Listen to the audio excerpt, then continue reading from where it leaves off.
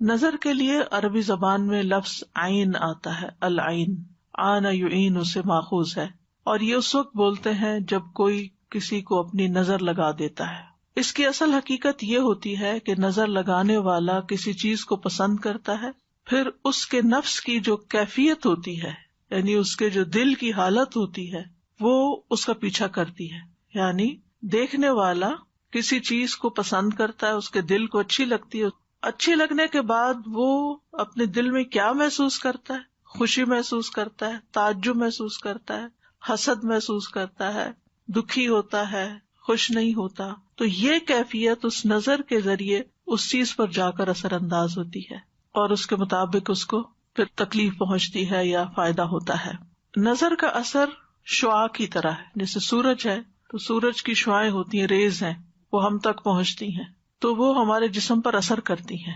حتیٰ کہ لیٹلی ایک شخص کا کہنا یہ ہے کہ اگر ہر روز کوئی شخص صبح 6 بجے سے لے کر 9 بجے کے بیچ میں سورج کی شعاؤں کو دیکھے، یعنی کہ سورج کو دیکھے، سورج کی شعاؤں کو دیکھے صرف 30 سیکنڈ کے لیے، تو وہ شعائیں اس کی آنکھوں کے راستے اس کے برین تک پہنچتی ہیں، یعنی وہ روشنی برین تک پہنچتی ہے، اور پھر برین کے وہ اسے ٹریگر ہوتے ہیں جس سے جسم میں کینسر سیلز جو ہیں وہ مرتے ہیں۔ یعنی یہ قدرتی علاج ہے یہ، لیکن عام طور پر کیا ہوتا ہے، لوگ اس وقت سو رہے ہوتے ہیں، اور اگر جاگ بھی رہے ہوتے ہیں، سردیوں میں تو خیر 9 بجے سورج ہی نکل رہا ہوتا ہے، یا بادل ہی ہوتے ہیں، نظر نہیں آتے۔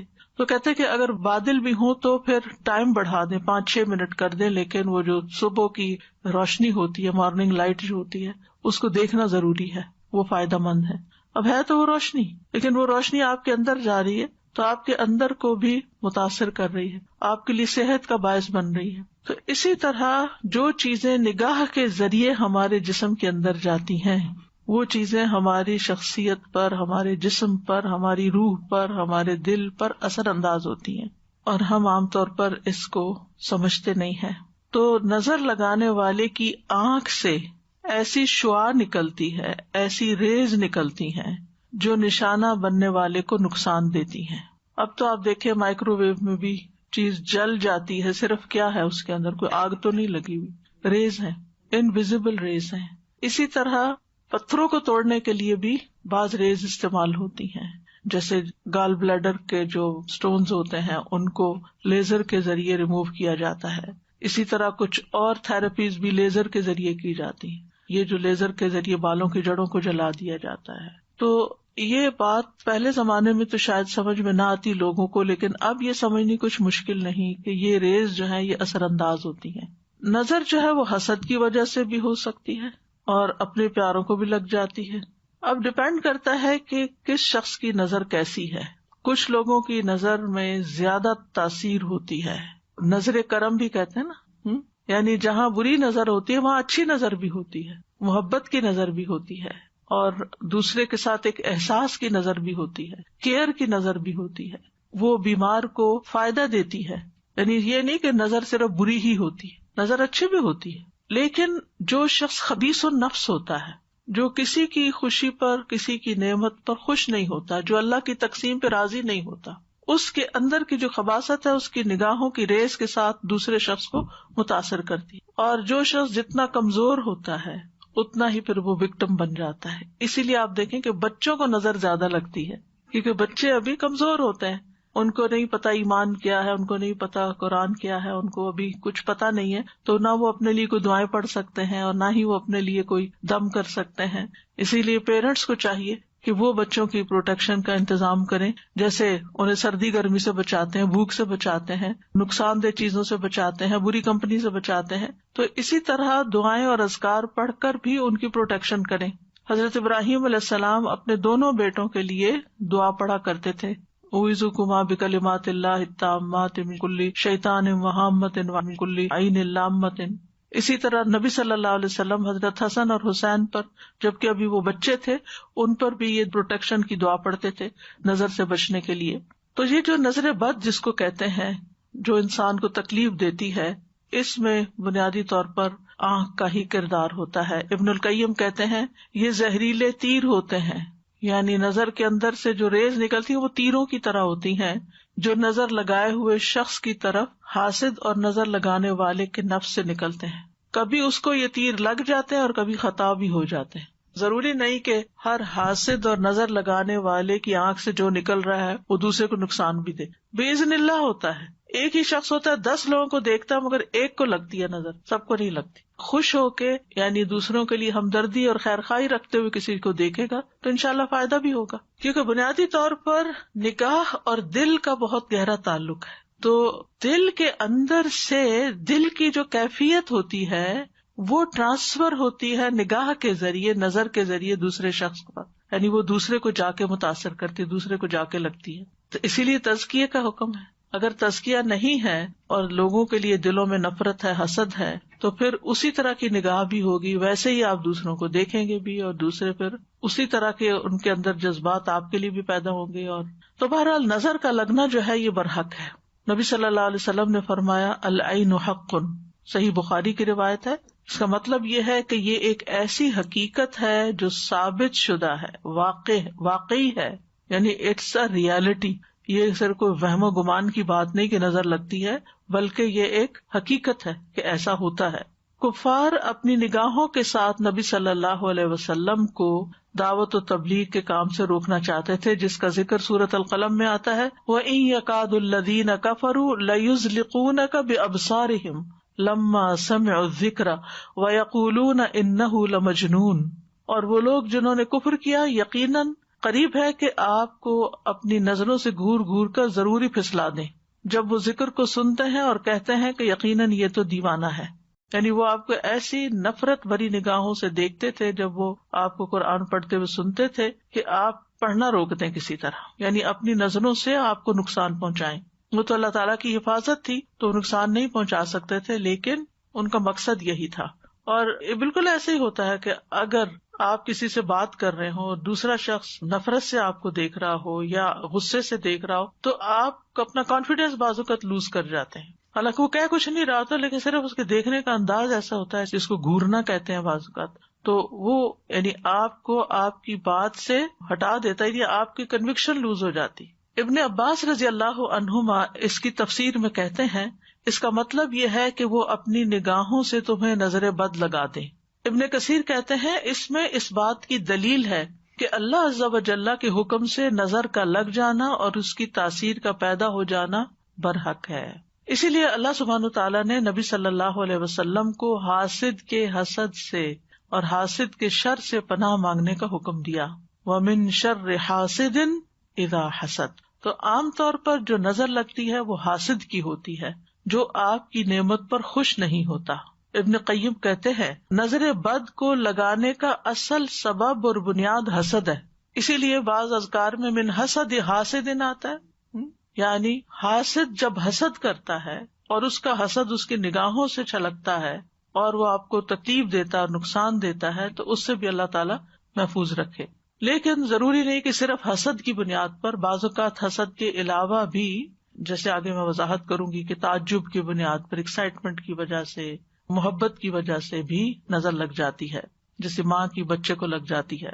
اور کبھی کسی انسان کی فطرت کی بنا پر, یعنی اس کے اندر جو ایک پوائزن ہے اوور آل لوگوں کے بارے میں, ایک تلخی ہے, ایک فطرت میں وہ بخیل ہے یا کسی کی خوشی پہ خوش نہیں ہوتا, تو اس کی نظر بھی لگ جاتی ہے. ضروری نہیں کہ وہ آپ کی جان پہچان ہو. مثلاً آپ ٹریول کر رہے ہیں, آپ نے کوئی اچھی جیولری پہنی ہوئی ہے, اچھے کپڑے پہن کے بیٹھے, اچھا سا بیگ لے کے بیٹھے ہوئے ہیں, اور دور کوئی سیٹ پر بیٹھا آپ کے ساری حال حلیے کا جائزہ لے رہا ہے اور اس کو بالکل اچھا نہیں لگ رہا یہ سب کچھ, کیونکہ اس کے پاس یہ سب نہیں ہے. حالانکہ آپ کے بیچ میں کسی قسم کا کوئی تعلق رشتہ نہیں ہے, لیکن وہ صرف اپنی فطرت کی بنا پر آپ کو اپنی نگاہوں سے ایک طرح سے تکلیف دے رہا ہے ان انٹینشنلی, یعنی وہ اپنی فطرت سے مجبور ہے, اس کی نیچر ہے یہ کہ جب وہ کسی کے پاس کوئی اچھی چیز دیکھتا ہے تو اس کو بہت برا لگتا ہے. تو کسی کی بھی خوبی دیکھ کر جو برا خیال انسان کے اندر پیدا ہوتا ہے وہ عام طور پر حسد کہلاتا ہے. ماہرین نفسیات بھی کہتے ہیں کہ انسان اپنے ارادے, خواہش اور توجہ کے ذریعے دوسروں پر بہت جلد اثر انداز ہو سکتا ہے. یعنی اگر آپ کسی کو توجہ دیتے ہیں, آپ اس کے ساتھ خیرخواہی کرتے ہیں, آپ اس کو کسی خاص ڈھنگ پر لانے کا ارادہ کر لیتے ہیں, مثلا اپنے بچوں ہی کے معاملے میں کہ اس کی تربیت کرنی ہے, اس کی یہ بری عادت ٹھیک کرنی ہے, اس کے اندر یہ چیز ڈالنی ہے, تو آپ کا ارادہ ہوتا ہے کہ اس کو یہ پڑھا کے چھوڑنا ہے, اس کو یہ سکھانا ہے, تو وہ چیزیں اثر انداز ہوتی ہیں. اچھا ارادہ ہو تو فائدہ ہوگا، اور اگر برا ارادہ ہے تو نقصان بھی ہو سکتا ہے. لیکن یہ یاد رکھیے کہ یہ سب کچھ اللہ تعالیٰ کی قضاء و قدر کے ساتھ ہوتا ہے، اللہ کے اذن ہی کے ساتھ ہوتا ہے. جیسے جادو کے سلسلے میں ہم نے قرآن مجید کی آیت پڑھی تھی، وما ہم بضارین بہ من احد الا باذن اللہ. تو نظر کا معاملہ بھی ایسا ہی ہے کہ باذن اللہ ہی ہوتا ہے، اور باذن اللہ کبھی نظر لگنے کی بنا پر انسان مر بھی سکتا ہے، یعنی نظر قتل بھی کر دیتی ہے، کبھی بیمار کر دیتی ہے، کبھی خوف زدہ اور دہشت زدہ کر دیتی ہے، کبھی کمزور کر دیتی ہے، اور کبھی کسی کو گرا دیتی ہے، پھسلا دیتی ہے. جیسے وہ قرآن میں تن لَيُزْلِقُونَكَ بِأَبْصَارِهِمْ، کوئی شخص بلندی سے گر سکتا ہے، کوئی پانی میں ڈوب سکتا ہے، اچھا بھلا تیر رہا ہے اور ایک دم اس کے بیلنس خراب ہو گیا اور گیا. رسول اللہ صلی اللہ علیہ وسلم نے فرمایا، اللہ کی قضاء و قدر کے بعد نظر بد ہی میری امت کے اکثر لوگوں کی موت کا سبب بنتی ہے. ایک اور حدیث میں آپ نے فرمایا کہ نظر بد آدمی کو قبر میں اور اونٹ کو ہانڈی میں پہنچا دیتی ہے، یعنی انسان مر کے قبر میں پہنچ جاتا ہے اور اونٹ کو ذبح کر لیا جاتا ہے اور لوگ پکا کے اس کو کھا جاتے ہیں، حالانکہ وہ اچھا بھلا ہوتا ہے. تو بہرحال اس تمہید کا مقصد یہ تھا کہ ہم یہ اچھی طرح جان لیں کہ ہمارے دین میں اس کا کیا کانسیپٹ ہے. کچھ لوگ تو ہر چیز میں نظر کا اثر ماننے شروع ہو جاتے ہیں اور کچھ کسی چیز میں بھی اثر نہیں مانتے. تو اعتدال کی راہ وہی ہے جو ہمارے دین کی ہے کہ لگ بھی سکتی اور نہیں بھی لگ سکتی، باذن اللہ ہی سب کچھ ہوتا ہے. تو آج کی آیات میں ہم دیکھتے ہیں سورۃ یوسف کی، جس میں یوسف علیہ السلام کے والد یعقوب علیہ السلام اپنے بچوں کو لوگوں کی نظر بد سے بچانے کے لیے ایک خاص حکم دیتے ہیں. آیات سنیے، پھر اس کے بعد ان کی ہلکی پھلکی وضاحت کریں گے. اور یعقوب نے کہا، اے میرے بیٹو، تم سب شہر میں ایک دروازے سے داخل نہ ہونا، بلکہ تم مختلف دروازوں سے الگ الگ داخل ہونا، اور میں اللہ کی طرف سے آنے والی کسی چیز سے تمہیں نہیں بچا سکتا. حکم تو صرف اللہ ہی کا چلتا ہے، اسی پر میں نے توکل کیا، اور اسی پر پس چاہیے کہ توکل کرنے والے توکل کریں. اور جب وہ شہر میں اسی طرح داخل ہوئے جس طرح ان کے والد نے انہیں حکم دیا تھا، تو انہیں اللہ کے مقابل کوئی چیز کام نہ آئی، سوائے اس کے کہ یعقوب کے دل میں ایک خیال آیا تھا جسے اس نے پورا کیا. اور بے شک وہ البتہ علم والا تھا جو ہم نے اسے سکھایا تھا، لیکن اکثر لوگ جانتے نہیں. یعقوب علیہ السلام نے جب بنیامین کو باقی بیٹوں کے ساتھ مصر بھیجا تو اس وقت انہیں نصیحت کی کہ اے میرے پیارے بچوں، تم سب ایک دروازے سے شہر میں داخل نہ ہونا. یا بنیہ، مجھے بڑی حیرت ہوتی ہے، یہ سائیڈ نوٹ ہے، بڑی حیرت ہوتی ہے کہ ان بچوں نے کتنی تکلیف دی تھی. یعقوب علیہ السلام زندگی بھر کا روگ لگا لیا تھا، اپنے بھائی کو بظاہر مار ڈالا تھا، ختم کر دیا تھا، لیکن باپ کا رویہ کیسا رہا اولاد کے ساتھ؟ وہ ان پہ ناراض نہیں ہوئے، انہوں نے ان کو گھر سے نہیں نکالا، انہوں نے ان کو تانے نہیں دیے، انہوں نے ان کو بات بات پر ڈانٹا نہیں، بلکہ یا بنیا کہہ کے پکارتے ہیں. اس میں تربیت اولاد کا ایک بہت بڑا پہلو چھپا ہوا ہے کہ اولاد اپنی ہی ہے نا، جو بھی کرے وہ اپنی ہی ہے نا. اگر آپ ان کے لیے نہیں تو پھر کون ہوگا؟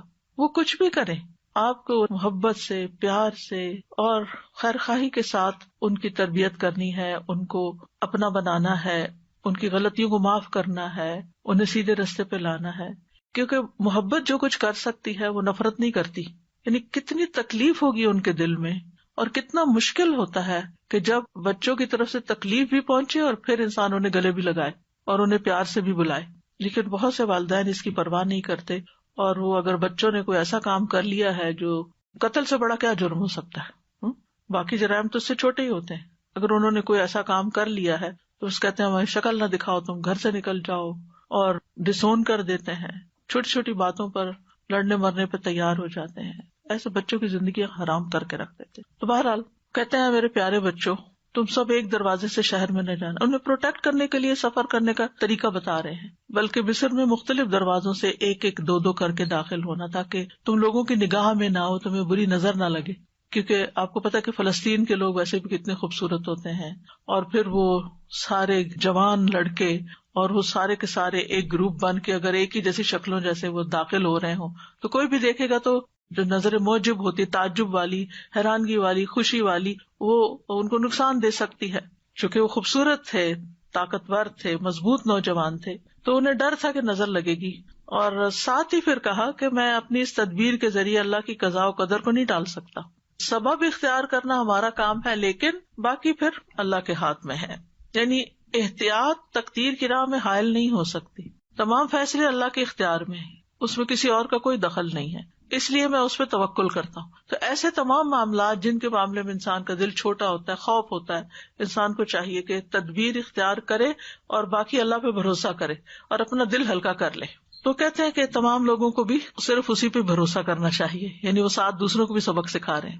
تو بہرحال یوسف علیہ السلام کے بھائی مصر پہنچ کر والد کی نصیحت کے مطابق مختلف دروازوں سے شہر میں داخل ہوئے، لیکن ہوا وہی جس کی کھٹک تھی ان کے دل میں کہ بنیامین کے ساتھ وہ واقعہ پیش آ گیا اور بنیامین کو انہیں وہیں چھوڑنا پڑا. وقال یا بنی لا تدخلوا من باب واحد وادخلوا من ابواب متفرقہ، اے بچوں ایک دروازے سے نہیں مختلف دروازوں سے داخل ہونا. وما اغنی عنکم من اللہ من شیء ان الحکم الا للہ علیہ توکلت وعلیہ فلیتوکل المتوکلون. یعنی انسان اپنا مطلوب اور مقصود توکل کے ذریعے حاصل کر سکتا ہے. وَلَمَّا دَخَلُوا مِنْ حَيْثُ أَمَرَهُمْ أَبُوهُمْ مَا كَانَ يُغْنِي عَنْهُمْ مِنَ اللَّهِ مِنْ شَيْءٍ. تو پھر جب وہ اسی طریقے پہ داخل ہوئے جس پہ ان کے والد نے انہیں گائیڈ کیا تھا، لیکن وہ تدبیر ان کے کام نہ آئی. إِلَّا حَاجَةً فِي نَفْسِ يَعْقُوبَ قَضَاهَا، مگر یہ ایک ضرورت تھی، ایک حاجت تھی، ایک تڑپ تھی جو یعقوب علیہ السلام کے دل میں تھی کہ جس کو انہوں نے پورا کیا تھا. یعنی ایک خیال تھا جو انہوں نے بیان کر دیا، اور ان کا خیال ایسا ویسا نہیں تھا. وَإِنَّهُ لَذُو عِلْمٍ لِمَا عَلَّمْنَاهُ، وہ ہمارے دیے ہوئے علم کی بنا پر صاحب علم تھا، اس نے علم کی بنا پر یہ بات کہی تھی. یہ ہے اہم نقطہ کہ ان کو پتا تھا کہ نظر لگتی ہے، اور انہوں نے علم کی بنا پر ہی تدبیر اختیار کی تھی، اور علم کی بنا پر یہ کہا تھا کہ اللہ کی تقدیر کو میں نہیں ٹال سکتا، اور علم کی بنا پر ہی کہا تھا کہ توکل کرنا. اور ساتھ ہی کہتے وَلَٰكِنَّ أَكْثَرَ النَّاسِ لَا يَعْلَمُونَ، اللہ تعالیٰ فرماتے کہ اکثر لوگ یہ حقیقت جانتے نہیں کہ اللہ پر بھروسہ کرنے کا مطلب نہیں سمجھتے، اور وہ سمجھتے کہ پھر کوئی تدبیر اختیار نہیں کرنی چاہیے. بھروسہ کرے لیکن اسباب بھی اختیار کرے. تو ان آیات سے جو بات خاص طور پر پتہ چلتی ہے وہ یہ ہے کہ نظر بد کا وجود ہے، اور اس سے بچنے کے لیے اسباب اختیار کرنے چاہیے، تقدیر پر بھی یقین رکھنا چاہیے، خالص توحید کی طرف توجہ دینی چاہیے. وما اغنی عنکم من اللہ من شیء، میں پیغمبر ضرور ہوں لیکن اللہ کے فیصلے میرے ہاتھ میں نہیں ہیں، اللہ کی تقدیر سے میں تمہیں نہیں بچا سکتا. سبحان اللہ، پیغمبر کہہ رہے پیغمبر نہ دنیا میں لوگوں کو برے انجام سے بچا سکتے ہیں اور نہ آخرت میں بچا سکتے، ان کا کام پیغام پہنچانا ہے بس. اور زندگی کا ایک اہم اصول ہمیں پتہ چل رہا ہے کہ اگر ہمیں اپنے روزمرہ کی زندگی میں کسی چیز کا خطرہ محسوس ہو رہا ہو تو اس کے بارے میں ہمیں محتاط رہنا چاہیے، لیکن اس کے ساتھ ساتھ زندگی روکی تو نہیں جا سکتی. احتیاط کا مطلب سفر روک دینا نہیں ہوتا. مثلاً آپ کو کہیں پہنچنا ہے اور آپ کو ڈرائیونگ کرنی ہے اور آپ کو ڈر بھی لگتا ہے کہ کہیں ایکسیڈنٹ نہ ہو جائے، تب آپ کو میں احتیاط کر رہی ہوں، گھر میں بیٹھ رہی ہوں کہ ڈرائیو کیا تو ایکسیڈنٹ ہو سکتا ہے اس لیے میں نہیں نکل رہی. نہیں، آپ احتیاط کریں لیکن اپنا کام بھی کریں اور پھر معاملہ اللہ کے سپرد کر دیں. تو بہرحال یہ تھا نظر بد کے بارے میں قرآن سے جو حکم ہمیں ملتا ہے یا واقعہ ہمیں ملتا ہے، اور اسی طرح جو نبی صلی اللہ علیہ وسلم کے ساتھ کفار معاملہ کر رہے تھے. تو ان ساری باتوں سے یہ پتہ چلتا ہے کہ بہرحال نظر بد کا ایک وجود ہے اور یہ لوگوں پر اثر انداز ہوتی ہے. اب اس کی کچھ قسمیں ہیں. پہلی ہے مخلوق کے اعتبار سے نظر کی اقسام. مخلوق کے اعتبار سے جس میں انسانوں کی بھی نظر لگتی ہے، جنوں کی بھی لگتی ہے، جانوروں کی بھی لگتی ہے. جی، انسانی نظر، جناتی نظر اور حیوانی نظر. انسانی نظر میں ام سلمہ سے مروی ہے کہ ان کے گھر میں ایک لڑکی دیکھی گئی جس کے چہرے پہ کالے دھبے پڑ گئے تھے. تو نبی صلی اللہ علیہ وسلم نے دیکھ کے فرمایا اس پہ دم کرو کیونکہ اسے نظر لگ گئی ہے، یعنی اس کا رنگ خراب ہو گیا ہے. پھر جنات کی نظر، جیسے انسان نظر لگاتے ہیں ایسے جن بھی انسانوں کو دیکھتے ہیں. انہم یراکم هو وقبیلہ من حیث لا ترونہم، ہم انہیں نہیں دیکھ سکتے، وہ ہمیں دیکھ رہے ہوتے ہیں. اسی لیے جب آپ واش روم جاتے ہیں تو اس وقت بھی دعا پڑھ کے جاتے ہیں، کپڑے بدلتے ہیں، بسم اللہ پڑھ کے بدلتے ہیں تاکہ ان کی نظر آپ کے ننگے جسم پر نہ پڑے. تو یہ جو حدیث ہے نا حضرت ام سلمہ والی، اس میں صفعۃ کا لفظ آتا ہے. صفعۃ کا معنی ہوتا ہے نظرۃ من الجن، جنوں کی نظر، یعنی اس بچی کو جنوں کی نظر لگی ہوئی ہے. یہ تو آپ کو معلوم ہے نا کہ بعض جن انسانوں پہ عاشق ہو جاتے ہیں، ان کے پیچھے پڑ جاتے ہیں، ان کو نقصان دیتے ہیں وغیرہ وغیرہ. تو اس سے پتہ چلتا ہے کہ جنات بھی نظر لگاتے ہیں اور ان کی نظر انسانوں کی نظر سے بھی زیادہ سخت ہوتی ہے. ابو سعید خدری رضی اللہ عنہ کہتے ہیں کہ رسول اللہ صلی اللہ علیہ وسلم جنوں اور انسانوں کی نظر بد سے پناہ مانگا کرتے تھے، یہاں تک کہ معوذتین نازل ہوئی. جب یہ نازل ہوئی تو آپ نے انہیں پڑھنا شروع کر دیا اور ان کے علاوہ باقی چیزیں چھوڑ دی، یعنی نظر کے لیے. حسد، نظر، جادو، سب شر کے بچنے کے لیے. میں سوچتی ہوں ہمارا دین اتنا خوبصورت ہے، لیکن مشکل یہ کہ ہم اس پر عمل نہیں کرتے اور مصیبت کا شکار رہتے ہیں. ہم سب جانتے ہیں نا کہ ہر نماز کے بعد معوذتین پڑھنی چاہیے. کتنے لوگ پڑھتے ہیں؟ یہ نہیں تو مجھے حساب نہیں دینا، لیکن کہنے کا مطلب یہ ہے کہ ہمارے مسلمانوں میں سے کتنے لوگ اس کا اہتمام کرتے ہیں. اگر پڑھ لی ایک دو میں کے بعد پڑھ لیا، اب اسی وقت جلدی ہے بھائی، اٹھتے اٹھتے چلتے چلتے بھی پڑھ لو. اگر آپ کو جلدی کچن میں ہی جانا ہے، وہ گھر سے نکلنا ہے، تو اس کو چھوڑو نہیں. 1-1.5 منٹ لگتا ہے، کچھ بھی نہیں دیر لگتی. لوگ بڑے بڑے وظیفے کرتے، 1000 دفعہ یہ پڑھ لو، 1.25 دفعہ فلاں تسبیح کر لو. آپ صرف یہ وظیفہ پابندی سے کر کے دیکھیں، آپ کے مزاج میں فرق پڑ جائے گا، آپ کے اپنے مزاج میں فرق پڑے گا. کیونکہ ہر انسان کسی نہ کسی طرح، آب و ہوا میں پولوشن ہے، پھر لوگوں کی نظریں ہیں، لوگوں کی باتیں ہیں، طرح طرح کے مسائل ہیں، یہ ساری چیزیں مل کے انسان کو اندر سے گھٹا ہوا کر دیتی ہیں، اس کی صلاحیتوں کو بند کر دیتی ہیں، اور انسان کے اندر کچھ خوف، توہمات اور پتہ نہیں کیا کچھ پیدا ہو جاتا ہے، حتیٰ کہ انسان بیکار ہو جاتا ہے. لیکن اگر آپ ہر نماز کے بعد توجہ کے ساتھ یہ پڑھ کے، اگر آپ کو زیادہ پریشانی ہے، یعنی کوئی طبیعت جیسے خراب ہے، تو ہاتھوں پہ پڑھ کے سر سے لے کے پورے جسم پر ہاتھ پھیرے، جھاڑے خود کو. اگر دل زیادہ غمگین ہے تو صرف دل کے مقام پر پڑھ کے جھاڑ دیں. اور اگر ٹھیک ہے، ماشاءاللہ صحیح سلامت ہے، اللہ ہمیشہ ایسے رکھے، تو آپ ویسے ہی پڑھیں. یہ سنت ہے، ثواب سمجھ کے پڑھیں. اگر ہم سنتوں کا اہتمام شروع کر دیں نا، تو ہمارے بہت سے مسائل خود بخود حل ہو جائیں. ہمیں دین میں کوئی بھی چیز بے وجہ نہیں سکھائی گئی کہ اس وقت یہ کام کر لو اور اس وقت یہ کر لو. ہر ایک چیز کا ایک مقصد ہے. وَلَٰكِنَّ أَكْثَرَ النَّاسِ لَا يَعْلَمُونَ. لہٰذا وہ مشکلات کا شکار رہتے ہیں. پھر آپ دیکھیے کہ تیسری ہے حوانی نظر. جیسے آپ نے گھر میں پیٹ رکھا، بلی ہے مثلا. اچھا، اب یہ ہے کہ آپ خود کھانا کھا رہے ہیں، اب بلی آپ یوں بیٹھ کے دیکھ رہی ہے، تو آپ دیکھیں کہ ان کو تو دکھ ہوگا کہ مجھے کیوں نہیں دے رہے، یا مجھے تو ایک بدمزہ کھانا دے دیتے ہیں اور خود مزے مزے کے خوشبو والے کھانے کھاتے ہیں. تو اسی طرح کو طوطا، کبھی طوطا چشم سنا ہے؟ طوطا رکھا ہوا آپ نے گھر میں، تو وہ آپ کو گھور گھور کے دیکھ رہا ہے. تو ان کی نظروں کا بھی شر ہوتا ہے جب وہ آپ سے ناراض ہوتے ہیں. مرغیاں رکھی ہوئی ہیں یا اور اسی طرح کے جانور ہو سکتے ہیں، تو ان سب کو بھی خوش رکھنا اور ان کے بھی شر سے محفوظ رہنا جو ہے وہ بھی ایک کام ہوتا ہے. کچھ لوگ کتا پال لیتے. ہم نے کبھی سوچا کہ کیوں منع کیا گیا کہ کتا اندر نہ رکھو؟ کوئی وجہ ہوگی نا، کوئی اس کا نقصان یا شر ہوگا نا جس کی وجہ سے ہمیں منع کیا گیا. لعاب دہن کا تو ہم سب کو پتا ہی ہے کہ اس کے اندر ایسی چیزیں ہیں کہ جو نقصان دیتی ہیں، لیکن اس کے علاوہ اس کی نگاہوں کا بھی شر ہو سکتا ہے، اور یہ بھی اس کی فطرت کی ہو سکتا ہے کسی وقت وہ غصے میں آ جائے اور آپ ہی کو چیٹ پھاڑ کرے.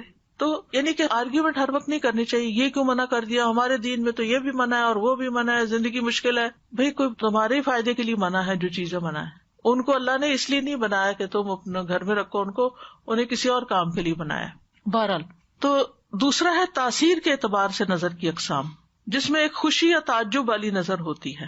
جیسے آپ اپنے بچے کو دیکھتے ہیں کہ ماشاءاللہ بہت اچھا ہے، پیارا ہے، اور آپ کی ہر بات مان لیتا ہے، نماز بھی پڑھ لیتا ہے اور بھی کام کرتا جا رہا ہے، تو آپ بہت خوش ہو جاتے ہیں اس سے، اور یکا یک بگڑ کے بیٹھ جاتا ہے، نمازیں چھوڑ دیتا ہے، غلط سلط کام کرنے لگتا ہے، تو آپ کو سمجھ نہیں آتی کہ اس کو کیا ہو گیا.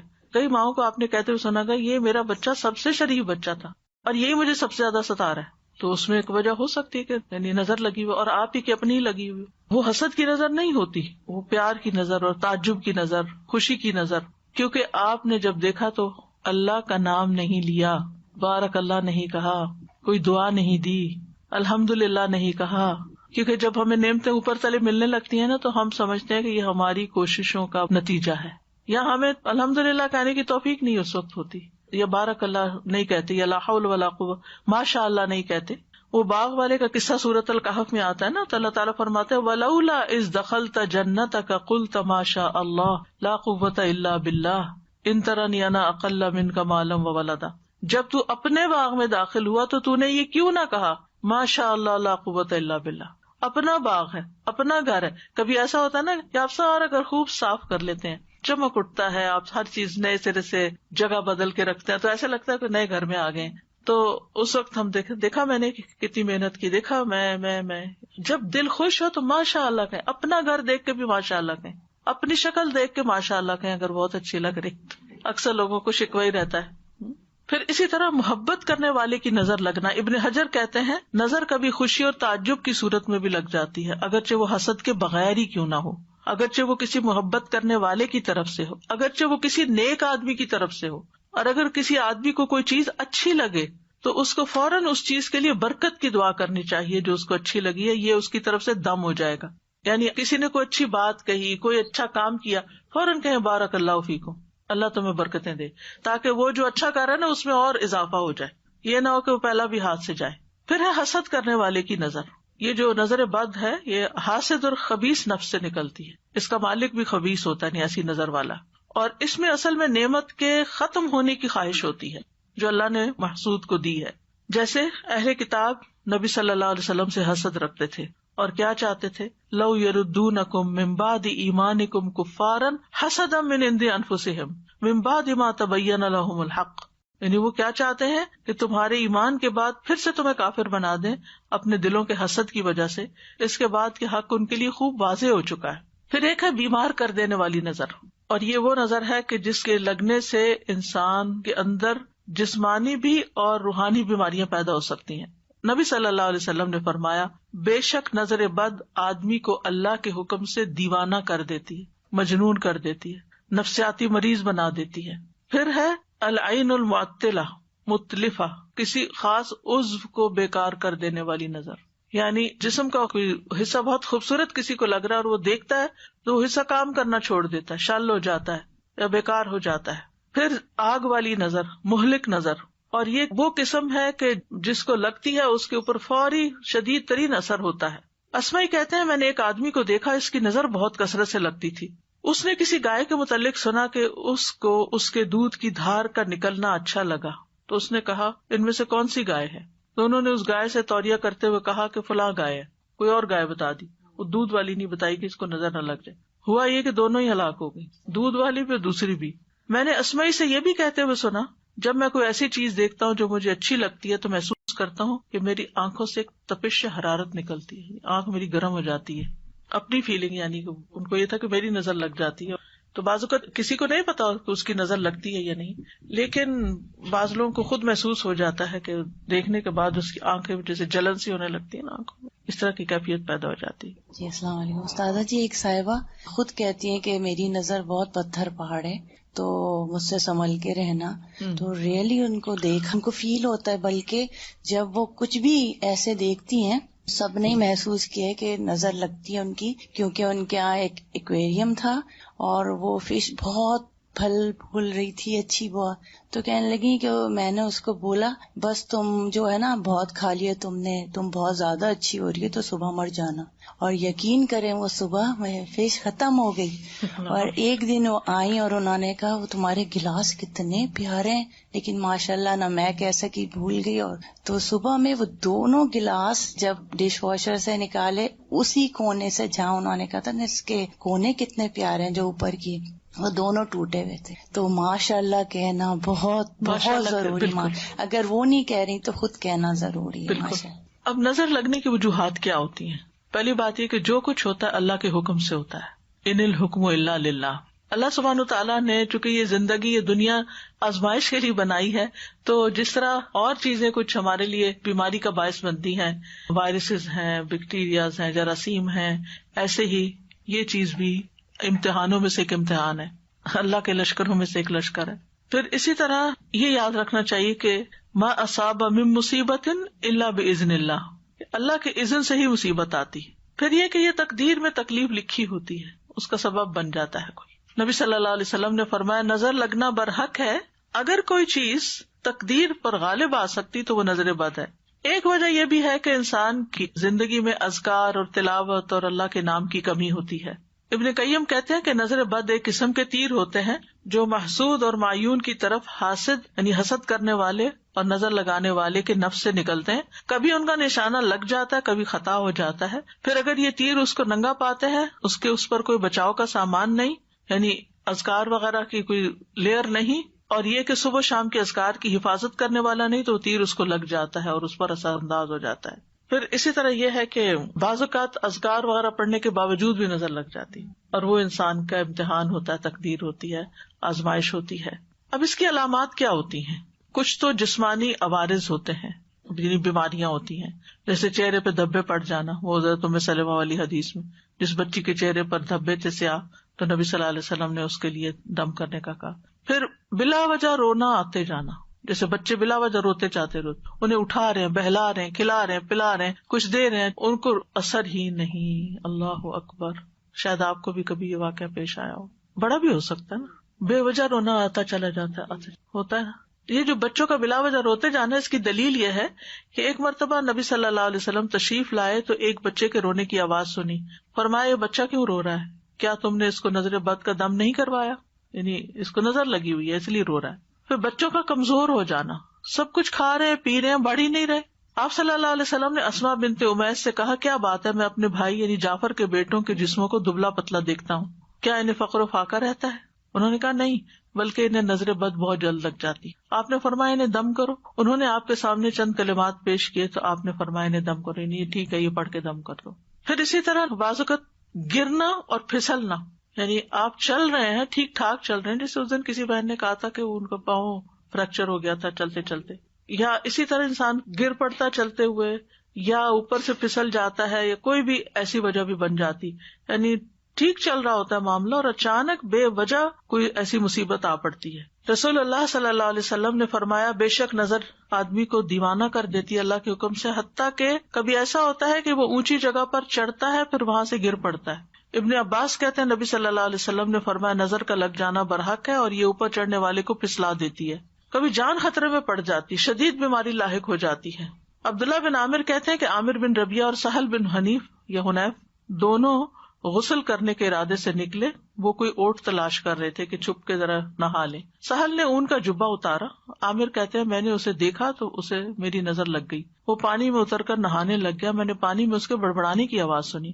میں اس کے پاس آیا، 3 دفعہ آواز دی، اس نے جواب نہ دیا. پھر میں نبی صلی اللہ علیہ وسلم کے پاس آیا اور ساری بات بتائی. آپ تشریف لائے اور پانی میں داخل ہو گئے. گویا میں اب بھی آپ کی پنڈلیوں کی سفیدی دیکھ رہا ہوں. آپ نے اس کے سینے پر 3 دفعہ ہاتھ مارا، پھر یہ دعا دی اللہم اذہب عنہ حرہا وبردہا ووصبہا، اے اللہ اس کی گرمی اور سردی اور بیماری اور لاغری دور کر دے. پھر کھڑے ہوئے اور فرمایا جب کسی کو اپنے بھائی کا وجود یا کوئی مال پسند آئے تو اس کے لیے برکت کی دعا کرے، کیونکہ نظر کا لگ جانا برحق ہے. یعنی وہ اتنی دیر میں ہی جیسے گویا کہ دنیا سے جانا شروع ہو گئے. اسی طرح دیگر جسمانی علامات بھی ہوتی ہیں، جیسے سر کا دکھنا، بے وجہ بخار چڑھ جانا بغیر کسی وجہ کے، دونوں یا کسی ایک کندھے میں درد ہونا جیسا کہ کوئی انگارہ یا تپش ہو، کندھے میں یا بعض اوقات پیچھے ایک جگہ ایسے جلنے سے لگ جاتی ہے. پشت کے نچلے حصے میں درد ہونا، یعنی بیک بون پہ نیچے کی طرف. قرآن سنتے وقت جمائیوں کا زیادہ، یون بہت کرنا. جب فضا میں خنکی ہو تو جسم کی حرارت کا بڑھ جانا ٹھنڈک سے، اور اس کے برعکس بھی گرمی ہو تو جسم کو بہت ٹھنڈا ہو جانا، اپوزٹ ٹیمپریچر پہ چلے جانا. بالوں کا اچانک گرنا کہ پورے پورے لچھے ہاتھ میں آنے لگ جائیں. ذہنی پراگندگی زیادہ ہونا کہ فوکس نہیں کر پا رہے. وزن اچانک کم ہونا شروع ہو جانا. کھانے کی خواہش ختم ہو جانا. چیز کو ذہن میں رکھنے، حفظ کرنے اور سمجھنے کی قدرت نہ ہونا، فوگی سا ذہن ہو جانا. کثرت سے پسینے آنا اور پسینے کی بو کا بھی چینج ہو جانا، متغیر ہو جانا. جلد پر پھوڑے پھنسیوں یا خارش کا ظاہر ہونا. نیند کا کم آنا اور زیادہ تر جاگنا. علیحدگی اور تنہائی پسند کرنا. رونے کی خواہش کرنا یا ہمیشہ روتے ہی رہنا. تو یہ کبھی کبھی چیزیں اکٹھی بھی ہو سکتی ہے اور کبھی کوئی ایک بھی ہو سکتی ہے، اور ان میں ایک راکی فرق کر سکتا ہے جو تجربہ کار ہوتے ہیں. پھر اجتماعی عوارض، مجالس سے علیحدگی اختیار کر لینا، اینٹی سوشل ہو جانا، کسی سے ملنا جلنا نہیں. مال میں برکت نہ ہونا، معیار زندگی اچانک گر جانا. کام سے نفرت، باوجود قدرت اور ہمت کے کام کرنے کی خواہش نہ رہنا. رزق تلاش کرنے سے روگردانی کرنا، بہت کام کر لیا میں ریٹائرمنٹ لینا چاہتا ہوں. لوگوں پہ تہمت لگانا کہ یہ مجھے گھورتے ہیں، یہ بھی اس کی ایک علامت ہوتی ہے. کتنی عجیب بات ہے کہ فلاں مجھے دیکھ رہا تھا، فلاں مجھے گھور رہا تھا. اور اسی طرح کے دیگر نفسیاتی بیماریوں کا پیدا ہو جانا. اب کرنے کا کام کیا ہے؟ سب سے پہلے تو اللہ پہ بھروسہ کریں. مَا مِن دَابَّةٍ إِلَّا هُوَ آخِذٌ بِنَاصِيَتِهَا، سب کی پیشانی کے بال اللہ کے ہاتھ میں ہیں، سب اللہ کے کنٹرول میں ہیں. حسبی اللہ لا الہ الا هو علیہ توکلت وہو رب العرش العظیم. فوراً اللہ کی طرف رغبت کریں، اللہ کی پناہ لیں. نبی صلی اللہ علیہ وسلم نے فرمایا اللہ تعالیٰ سے نظر لگنے سے پناہ مانگو، جیسے ہم اور چیزوں سے مانگتے ہیں نا پناہ کہ ان سے بچا اللہ تعالیٰ ہمیں، تو اس سے بھی بچنے کی دعا کرنی چاہیے کیونکہ نظر کا لگ جانا برحق ہے. رسول اللہ صلی اللہ علیہ وسلم نے فرمایا اللہ تعالیٰ فرماتا ہے میرا محبوب بندہ اگر مجھ سے مانگتا ہے تو میں اسے دیتا ہوں، اگر وہ کسی دشمن یا شیطان سے میری پناہ مانگتا ہے تو میں اسے محفوظ رکھتا ہوں. پھر نعمتوں کو چھپانا، بہت زیادہ نعمتوں کا اظہار نہ کریں، لوگوں کو نہ بتائیں میرے پاس یہ بھی ہے یہ بھی ہے یہ بھی ہے، کیونکہ دوسرے لوگوں کو پھر حسد ہونے لگتا ہے. ابو ہریرہ رضی اللہ عنہ مرفوعاً یعنی نبی صلی اللہ علیہ وسلم سے روایت کرتے ہیں، تم اپنی ضرورتوں کو پورا کرنے کے لیے ان کو رازداری میں رکھ کر مدد حاصل کرو، بے شک ہر صاحب نعمت حسد کیا جاتا ہے۔ پھر ہے حاسد سے بچ کے رہنا، یعنی جس کا پتہ چل جائے کہ یہ آپ سے جیلس ہے، اس سے بس تھوڑا تعلق کم کریں، ضرورت سے ہی ملے۔ کوئی بھی اچھی چیز دیکھ کر برکت کی دعا دینا، ماشاء اللہ لا قوت الا باللہ پڑھنا۔ مال کے علاوہ کچھ اور چیز اچھی لگے تو بارک اللہ کا لفظ استعمال کرنا۔ مال اچھا لگے، گھر اچھا لگے تو ماشاء اللہ لا قوت الا باللہ، لیکن اگر اس کے علاوہ کوئی چیزیں اچھی لگے تو اللہ برکت دے، بارک اللہ فیکم، بارک علیکم۔ اسی طرح دنیا کی اگر کوئی چیز بہت اچھی لگ رہی ہے تو آخرت کو یاد کریں، لبیک ان العیش عیش الاخرہ، اصل زندگی تو آخرت کی زندگی ہے، یہ تو ختم ہو جانے والی ہے، اگر کسی کے پاس ہے بھی تو کتنے دن کے لیے۔ کسی کو بیمار دیکھیں تو دعا پڑھے، الحمدللہ الذی عافانی مما ابتلاک بہ وفضلنی علی کثیر ممن خلق تفضیلا۔ پھر شرکیہ کاموں سے بچنا، نظر اتارنے کے لیے ایسے کام نہیں کرنا کہ جس میں شرک ہو۔ پھر کچھ لوگوں سے بچ کے رہنا جن کے یہ خصائص ہوں، لیکن کچھ لوگ ایسے ہوتے ہیں جو آپ کے والدین بھی ہو سکتے ہیں، ان میں سے کوئی آپ کے بچے ہو سکتے ہیں، بہن بھائی ہو سکتے ہیں، رشتے نہیں کاٹنے، لیکن ڈسٹینس، محتاط۔ نمبر 1 ایسا شخص بہت شکایتیں کرنے والا، جس کو ہر ایک سے شکایت ہو، اس سے بچ کے رہیں، اس سے دور رہیں، کیونکہ وہ آپ کو بیمار کر دے گا ہر وقت منفی باتیں کر کر کے۔ نمبر 2 عربی میں کہتے ہیں مصاص السعادہ، جو آپ کی خوشی کو سک کر لے، خوشیاں سک کر لینے والے۔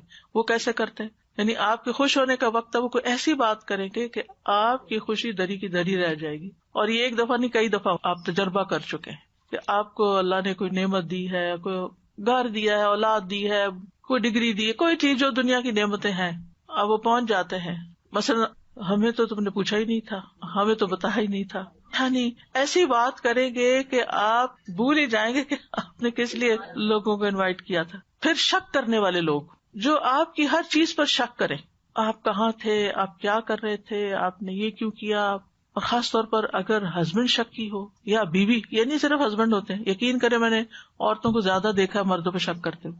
کئی خواتین نے یہ مسئلہ مجھ سے پوچھا کہ ہم اپنے ہسبینڈ کے موبائل چیک کرتے ہیں، از اٹ اوکے؟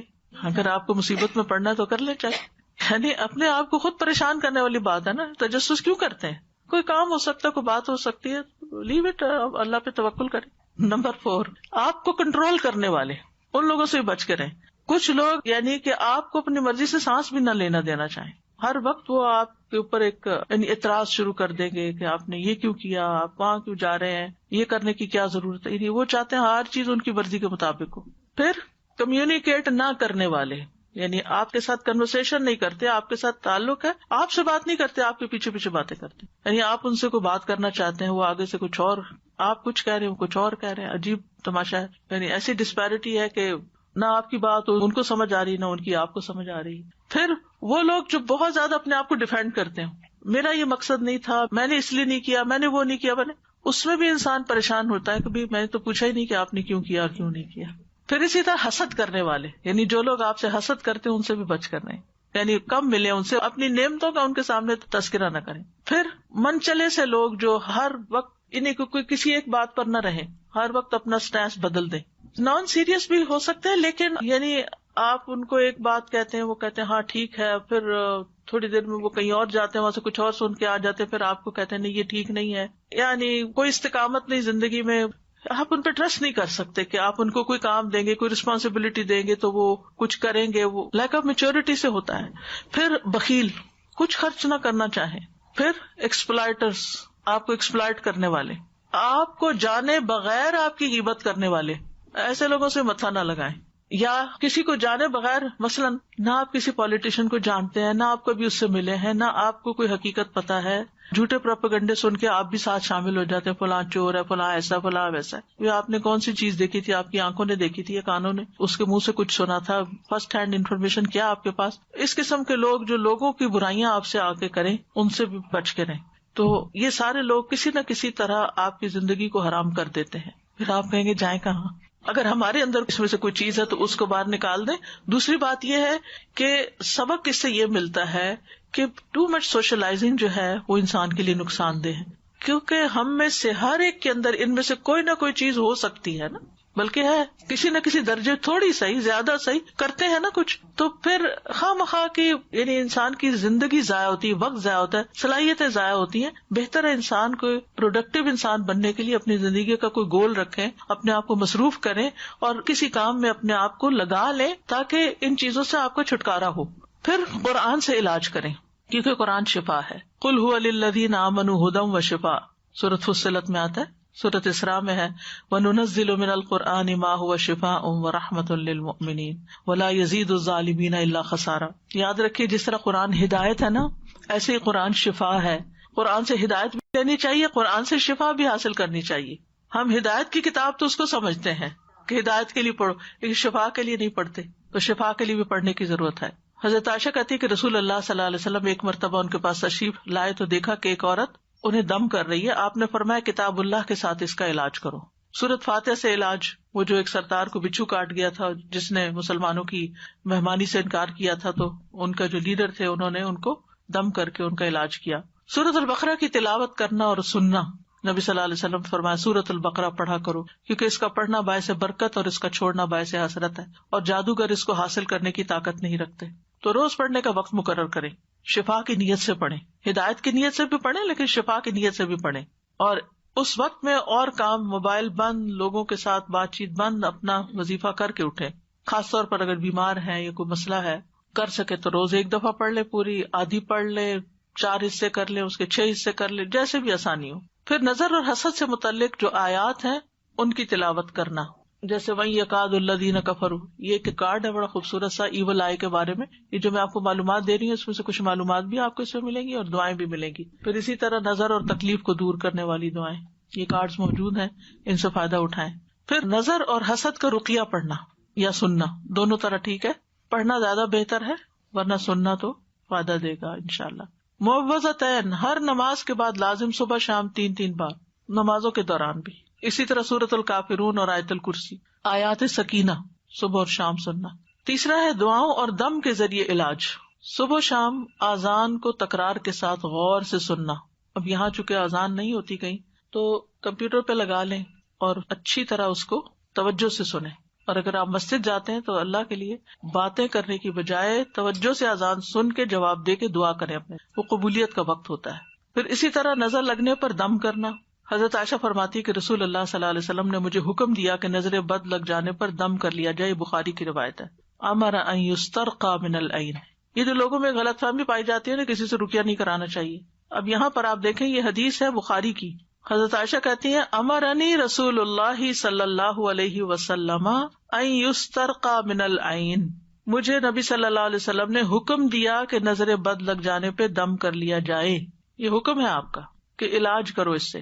مسلم کی روایت میں آتا ہے انس بن مالک رضی اللہ عنہ سے دم کرنے کے بارے میں انہوں نے کہا بخار، پہلو کے پھوڑے اور نظر بد میں دم کرنے کی اجازت دی گئی ہے، یعنی اس کا علاج دم سے کر سکتے ہیں. ہاں، شرکیہ دم سے بچنا چاہیے. جس دم سے بچنے کا حکم ہے نا وہ شرکیہ دم ہے. عوف بن مالک کہتے ہیں ہم جاہلیت میں دم کیا کرتے تھے. ہم نے عرض کیا اللہ کے رسول صلی اللہ علیہ وسلم آپ اس بارے میں کیا فرماتے ہیں؟ آپ نے فرمایا تم اپنے دم میرے سامنے پیش کرو. کیا پڑھتے تھے؟ اور ایسے دم میں کوئی حرج نہیں جس میں شرک نہ ہو. یعنی اس کا مطلب کیا ہے پھر کہ وہ اگر قرآن اور سنت سے نہیں بھی لیکن الفاظ صحیح ہیں، اللہ کو پکارا جا رہا ہے تو اس سے بھی دم کر سکتے ہیں، اس کی بھی اجازت ہے. کیونکہ بعض لوگ اس پہ اعتراض اٹھا دیتے ہیں یہ جو آپ پڑھ رہے ہیں یہ سنت میں تو نہیں لکھا ہوا یہ لفظ. یعنی جب تھوڑا تھوڑا دین پڑا ہوتا ہے نا پھر ہر چیز میں ہم آبجیکشن شروع کر دیتے ہیں، اس کی ڈیپتھ میں جائے بغیر، اس کے اصل مقصد کو سمجھے بغیر. نظر بد کا ایک خاص علاج غسل ہے. جس کی نظر لگی ہو اس کے جسم کا وضو کے اعضاء کا پانی لے کر جسے نظر لگی ہو اس کے کندھوں پہ زور زور سے بہانا چاہیے، ایسے پھینکنا چاہیے اس کو. حضرت عائشہ فرماتی ہیں کہ آپ کے زمانے میں نظر لگانے والے کو حکم دیا جاتا تھا کہ وہ وضو کرے، پھر اس کے استعمال شدہ پانی سے جسے نظر لگی ہوتی اسے غسل دیا جاتا. اس کا طریقہ کیا ہے؟ جب آپ نے حضرت عامر کو وضو کا حکم دیا تو انہوں نے اپنا چہرہ، ہاتھوں، کونیوں اور دونوں گھٹنے تک ٹانگیں، صرف پاؤں نہیں، گھٹنے تک، تھوڑا سا ٹانگوں کا اندرونی حصہ ان کو دھویا اور پھر اس پانی کو کلیکٹ کیا گیا اور حضرت سہیل کے پیچھے کندھوں پر پھینکا گیا، جس کی وجہ سے ان سے اثر دور ہو گیا. یعنی ایک آدمی ان کے سر پر ان کے پیچھے سے پانی بہا رہا تھا، ٹھیک ہے نا، کیونکہ اگر آگے سے پائیں گے تو منہ میں چلا جائے گا. پیچھے سے پیالے کو الٹ رہا تھا. جو ہی غسل ختم ہوا حضرت سہیل اس طرح چل دیے جیسے کوئی تکلیف ہی نہ ہوئی. جو ہاتھ دھونے کا حکم ہے نا وضو کی طرح نا کونیوں تک دھونے ہوتے ہیں ہاتھ, ٹھیک ہے, پاؤں بھی گھٹنوں تک. پتہ نہیں کس کی لگی ہے تو جس مجلس میں لگی ہے اس کے سارے لوگ ایک پیالے میں پانی کے اندر ہاتھ ڈالیں جی, اور پھر اس پیالے سے اس کے اوپر وہ پانی ڈالا جائے, چھینٹے مارے جائیں. اگر وہ چلا گیا ہے اب تو اس کی اگر کوئی بھی چیز ہے, اگر وہ چائے پی کے گیا مثلا تو جس کپ میں اس نے چائے پی ہے نا وہ اس کا پانی لے لیا جائے. اگر اس کا کوئی کپڑا یا کوئی چیز ہے تو وہ پانی میں ڈبو لی جائے, یہ اس سے شفا ہو جاتی ہے. اصل میں اگر دین نہیں پڑھا نا اس لیے برا مانتے ہیں. اگر مجھ سے کوئی کہے کہ پانی دے دے تو میں تو دے دوں گی, مجھے تو کوئی مسئلہ نہیں ہے, میں تو انسان ہوں, کمزور ہو سکتا ہے, میری نظر لگ گئی ہے, نظر برحق ہے, کیا ہوا, محبت سے بھی لگ جاتی ہے. تو اگر نہیں پتا نا تو یہ میں کہہ رہی ہوں کہ جہاں آپ کو لگا کہ اس مجلس میں گئی تھی اور یہاں لگی تھی, وہاں جتنے لوگ ہیں ان سے ریکویسٹ کریں کہ یہ پانی کا پیالہ ہے, اس کے اندر ہاتھ ڈال دیں, بس ہاتھ ڈالنا ہے سب نے, بس انہیں بتا دیں کہ یہ نظر کا علاج ہے اور سب کا پانی لے رہے ہیں تاکہ کوئی ایک پن پوائنٹ نہ ہو, ٹھیک ہے نا. پھر قرآنی آیات پڑھی جائیں جن میں لفظ حسد آتا ہے, جیسے کفارن حسدن من عند انفسہم, البقرہ 109, النساء 54, ام یحسدون الناس والی آیت. پھر سورۃ طٰہٰ 131, ولا تمدن عینیک الی ما متعنا بہ. سورۃ کہف 39, ولولا اذ دخلت جنتک قلت ما شاء اللہ. پھر سورۃ الملک 1-4, فرجع البصر هل تری من فطور والی آیت جو ہے نا, تبارک الذی سے لے کے ینقلب الیک البصر خاسئا وهو حسیر تک. پھر وَإِن يَكَادُ الَّذِينَ كَفَرُوا لَيُزْلِقُونَكَ والی آیت, سورۃ القلم 51. پھر سورۃ الاسراء کی آیت 82, وَنُنَزِّلُ مِنَ الْقُرْآنِ مَا هُوَ شِفَاءٌ. پھر سورۃ الشعراء وَإِذَا مَرِضْتُ فَهُوَ يَشْفِينِ. پھر سورۃ فصلت آیت 44, وَلَوْ جَعَلْنَاهُ قُرْآنًا أَعْجَمِيًّا. پھر مسنون دعائیں ہیں, اعوذ بکلمات اللہ التامۃ من کل شیطان وہامۃ ومن کل عین لامۃ. میں پناہ لیتا ہوں اللہ کے پورے پورے کلمات کے ذریعے اور ہر ایک شیطان سے اور ہر زہریلے جانور سے, ہامہ, اور ہر نقصان پہنچانے والی بری نظر سے, لامہ. پھر اولاد کو اللہ کی پناہ میں دینا, جیسے نبی صلی اللہ علیہ وسلم صحیح بخاری کی روایت میں آتا ہے کہ حضرت حسن اور حسین کے لیے پناہ طلب کیا کرتے تھے, اعوذکما کہہ کے. اور یہ جو ہامہ ہے نا, ہامہ ہر موذی جانور ہوتا ہے, کیڑے مکوڑے, سانپ, بچھو وغیرہ ساری چیزیں آ جاتی ہیں اس میں. پھر صحیح مسلم کی روایت, بسم اللہ ارقیک من کل شیء یؤذیک من شر کل نفس وعین حاسد اللہ یشفیک بسم اللہ ارقیک. دوسرے کو آپ دم کریں. یہ جبریل علیہ السلام نے نبی صلی اللہ علیہ وسلم پر دم کیا تھا. اب وہ جو لوگ کہتے ہیں دم نہیں کرانا چاہیے, تو پھر آپ انکار کر دیتے جبریل میں نے تو نہیں کرانا, تو میں ویسے ہی ٹھیک ہو جاؤں گا. سنن ابن ماجہ کی روایت ہے, نبی صلی اللہ علیہ وسلم کی خدمت میں جبریل حاضر ہوئے علیہ السلام, کہنے لگے اے محمد کیا آپ بیمار ہیں؟ آپ نے فرمایا جی ہاں. تو انہوں نے کہا بسم اللہ ارقیک من کل شیء یؤذیک من شر کل نفس وعین حاسد اللہ یشفیک بسم اللہ ارقیک. اللہ کا نام لے کے رقیہ کیا. ارقیک کا مطلب میں تمہیں رقیہ کرتا ہوں, دم کرتا ہوں. تو شرعی رقیہ کرانا جائز ہے. صحیح مسلم میں ہے بسم اللہ یبریک ومن کل داء یشفیک ومن شر حاسد اذا حسد وشر کل ذی عین. اللہ کے نام کے ساتھ وہ آپ کو صحت دے اور ہر بیماری سے شفا دے, اور حاسد کے شر سے جب وہ حسد کرے, اور ہر بری نظر والے کے شر سے. حضرت عائشہ تو یہ کہتی ہے صحیح مسلم کی روایت میں کہ جب کبھی نبی صلی اللہ علیہ وسلم بیمار ہوتے تو جبریل یہ پڑھ کر ان پہ دم کرتے تھے, یہ والی دعا. تو بسم اللہ یبریک, یبریک کا مطلب اللہ آپ کو شفا دے, بری کر دے اس سے. پھر امسح البأس رب الناس بیدک الشفاء لا کاشف لہ الا انت. اے لوگوں کے رب اس تکلیف کو دور فرما, شفا تیرے ہاتھ میں ہے, تیرے علاوہ کسی سے کہیں شفا نہیں مل سکتی. حضرت عائشہ کہتی ہیں میں رسول اللہ صلی اللہ علیہ وسلم پر نظر بد سے حفاظت کے لیے دم کرتی تھی. کرنے والا کون ہے اور کس پر کیا جا رہا ہے؟ جبریل کا تو سمجھ میں آتا ہے, حضرت عائشہ رسول اللہ صلی اللہ علیہ وسلم پہ دم کر رہی ہیں, تو مطلب یہ کہ عورت اپنے باپ کو, بھائی کو, بیٹے کو, شوہر کو دم کر سکتی ہے. کہ میں رسول اللہ صلی اللہ علیہ وسلم پر نظر بد سے حفاظت کے لیے دم کرتی تھی, وہ اس طرح کہ میں اپنا ہاتھ ان کے سینے پر رکھتی اور یہ دعا کرتی امسح البأس رب الناس بیدک الشفاء لا کاشف لہ الا انت. اے لوگوں کے رب اس تکلیف کو دور فرما, شفا تیرے ہاتھ میں ہے, تیرے علاوہ اسے کہیں اور سے شفا نہیں مل سکتی. پھر ایک اور ہے اذهب البأس رب الناس اشفی انت الشافی لا شفاء الا شفاؤک شفاء لا یغادر سقما. اے لوگوں کے رب اس تکلیف کو دور فرما, مجھے شفا عطا فرما, تو ہی شفا دینے والا ہے, تیرے علاوہ کسی کی شفا کچھ نہیں کر سکتی. ایسی شفا عطا فرما جو بیماری کا نام و نشان بھی نہ چھوڑے. اور پھر اس کے علاوہ کچھ اور مسنون دعائیں جیسے اللہم انی اسألک من الخیر کلہ عاجلہ وآجلہ ما علمت منہ وما لم اعلم واعوذ بک من الشر کلہ عاجلہ وآجلہ ما علمت منہ وما لم اعلم، اور اللہم انی اسألک من خیر ما سألک عبدک ونبیک واعوذ بک من شر ما عاذ بہ عبدک ونبیک، اللہم انی اسألک الجنۃ وما قرب الیہا من قول وعمل واعوذ بک من النار وما قرب الیہا من قول وعمل واسألک ان تجعل کل قضاء قضیتہ لی خیرا۔ تو یہ ہر قسم کے شر سے حفاظت کی دعا ہے۔ پھر اعوذ بکلمات اللہ التامۃ من غضبہ وشر عبادہ ومن ھمزات الشیاطین وان یحضرون، میں اللہ کے کامل کلمات کی پناہ میں آتا ہوں اس کی ناراضگی سے، اس کے بندوں کی شرارتوں سے، شیطانوں کے وسوسوں سے، اور اس بات سے کہ وہ میرے پاس آئیں۔ تو یہ ڈر اور گھبراہٹ کے وقت کی دعا ہے۔ نبی صلی اللہ علیہ وسلم صحابہ کو یہ سکھاتے تھے۔ اب کون انسان ہے جو کہے کہ مجھے کبھی گھبراہٹ نہیں ہوئی؟ بلا وجہ بعض اوقات بیٹھے بیٹھے گھبراہٹ شروع ہو جاتی ہے، سمجھ ہی نہیں آتی کیا وجہ ہوئی ہے، تو اس سے نکلنا بہت جلدی ضروری ہے، ورنہ یہ چیزیں انسان کے اعصاب کو کمزور کر دیتی ہیں۔ پھر اعوذ بکلمات اللہ التامات من شر ما خلق شام کے وقت 3 بار، اور کسی جگہ اگر پڑاؤ کرے، کسی جگہ پر جائیں تو وہاں بھی پڑھ لیں، جہاں لوگوں کی گیدرنگ میں جائے نا وہاں بھی پڑھ لیا کریں کہ کسی کی نظر نہ لگے، کیونکہ انسان خاص طور پہ تیار ہو کے جاتا ہے۔ بسم اللہ الذی لا یضر، تو صبح شام ہے ہی 3 دفعہ، اور اللہم عافنی فی بدنی، اللہم عافنی فی سمعی، اللہم عافنی فی بصری، لا الہ الا انت، صبح شام 3 بار۔ تو یہ ساری چیزیں تو ہمارے دین نے ہمیں سکھا دی ہیں، ضرورت اس بات کی ہے کہ ہم ان پر عمل کرنے والے بنے۔ اللہ ہمیں توفیق عطا فرمائے۔ ڈاکٹر صاحب ایک کوشچن ہے کہ کچھ دعائیں تو ایسی ہیں جو مجھے دعا کیجیے یا آپ کے یہ جو گرین سا کارڈ ہے اس میں ملتی ہیں، لیکن کچھ ایسی چیزیں بھی ہیں جو آپ پڑھتی ہیں لیکن مجھے ان کا سورس نہیں ملتا، تو مجھے پلیز گائیڈ کر دیجیے۔ ایکچولی مشکل کیا ہے، 10 سال پہلے علم کچھ اور طرح تھا، پھر وقت کے ساتھ ساتھ دعا کرتے رہے کہ اللہ میرا علم زیادہ کر دیتا، اللہ تعالیٰ اور نئی چیزیں دکھا دیتا ہے۔ تو الحمدللہ اس لیے جیسے آج کچھ دعائیں آپ کو بتائی ہیں، یہ پہلے کبھی نہیں بتائی تھی، جیسے آیات بتائی ہیں نظر لگنے پر، اس سے پہلے کبھی نہیں بتائی، تو وہ پھر یہ ہے کہ سن کے لکھ لیا کریں جب میں بولتی ہوں۔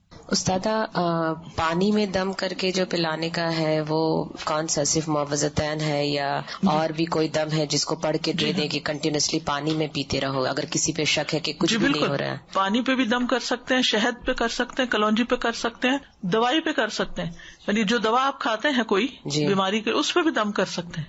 تو کوئی اسپیسیفک دم یا پورا رقیہ پڑھیں یا صرف سورۃ فاتحہ؟ سب سے بہترین رقیہ تو سورۃ فاتحہ ہے۔ سورۃ فاتحہ اگر اور کچھ نہیں پڑھنا تو سورۃ فاتحہ 1 دفعہ 3 دفعہ 7 دفعہ وہی پڑھ لیں۔ اور امیجن کر کے کر سکتے ہیں اگر پانی بھی نہیں پہنچ پا رہا یا نہیں پہنچ پا رہے ہیں کوئی انسان کے، اس کو امیجن کر کے۔ پیشنٹ جو ہے وہ اسپتال میں پڑے نا، آپ جا سکتے ہیں فون کر کے دم کر دیں، فون پہ بھی ہو سکتا ہے، فون پہ امیجن۔ جزاک اللہ۔ تو سر جیسے ہم خود نہیں کر سکتے تو جیسے بہت لمبا رقیہ تو یوٹیوب کے اوپر رقیہ ہے، تو ایسے کر سکتے ہیں کہ پانی کی بوتلیں آگے رکھ دیں اور رقیہ چلتا رہے؟ وہ بھی چلتا رہے اور آپ بھی لیٹ جائیں اور بالکل بیچ میں کوئی ڈسٹربنس نہ ہو، کنٹینیوسلی وہ ہو، اور پھر اس پانی کو استعمال کر لیں۔ جیسے استاد صاحب ایک بچی کا سنا ہے، بہت ہی اچھے طریقے سے ان کا نکاح ہوا الحمدللہ، جوان دونوں، اور دونوں ایک دوسرے کو بہت پسند کرتے تھے، لیکن اچانک اتنا وہ بچہ ڈپریشن میں چلا گیا اور یہ بچی ڈپریشن میں چلی گئی اور ان کا ٹوٹنے کے اوپر آ رہا ہے، تو ڈیفینیٹلی ایسے ہی لگ رہا ہے کہ جیسے نظر، تو ان کو دم ہی کرنا چاہیے۔ بالکل۔